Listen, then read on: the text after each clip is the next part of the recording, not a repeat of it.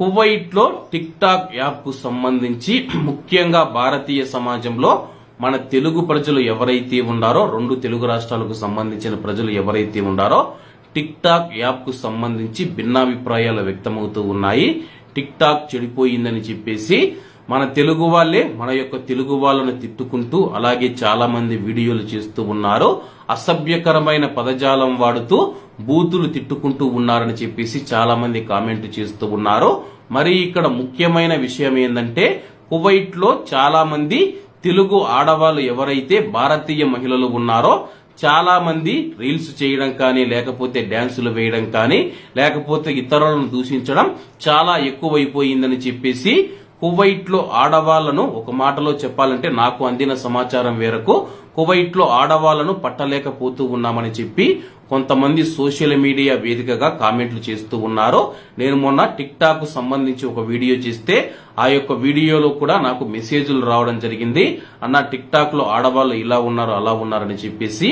అలాగే కువైట్ లో ఆడవాళ్లు ఎలా అయితే ఉన్నారో దానికి సంబంధించి మనం చూసుకుంటే ఒక ఆవిడ కూడా అయితే మనకు సమాచారం అందించడం జరిగింది.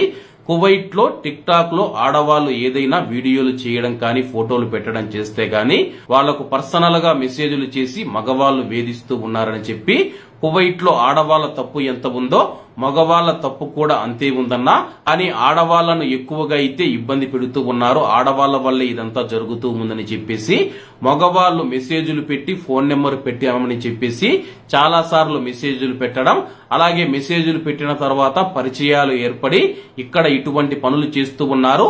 అందరూ ఇలా లేరు కానీ కొంతమంది ఇలా ఉన్నారని చెప్పేసి ఆ యొక్క మహిళ మనకు వెల్లడించడం జరిగింది.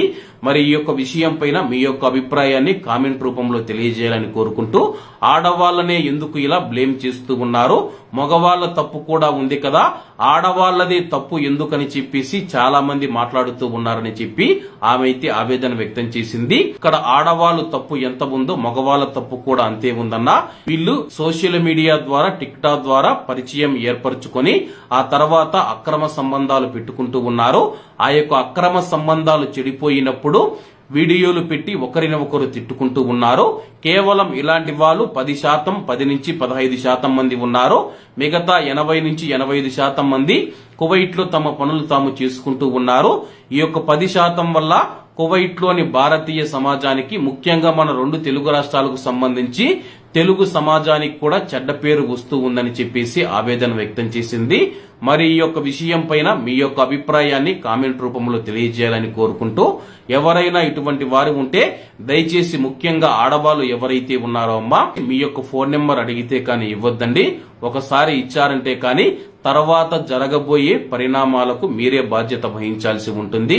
ఎవరైనా మీ ఫోన్ నెంబర్ అడిగినా సరే, మిమ్మల్ని వేధిస్తూ ఉన్నా సరే వాళ్ళను బ్లాక్ చేసేయండి అని చెప్పి మరీ కోరుకుంటూ, అలాగే కువైట్ లో ఉన్న మగవారు ఎవరైతే ఉన్నారో, కొంతమంది ఎవరైతే ఉన్నారో ఇండియాలో మనకు భార్య బిడ్డలు ఉంటారన్నా, అలాగే మహిళలు చూసుకున్నా సరే భర్త మరియు పిల్లలు ఇండియాలో ఉంటారో, కాబట్టి ఈ యొక్క విషయాన్ని గుర్తుంచుకోవాలని చెప్పి మరీ కోరుకుంటూ, అందరూ బాగుండాలి, అందులో మనం ఉండాలి. అందరికీ నమస్తే అన్న, జై హింద్.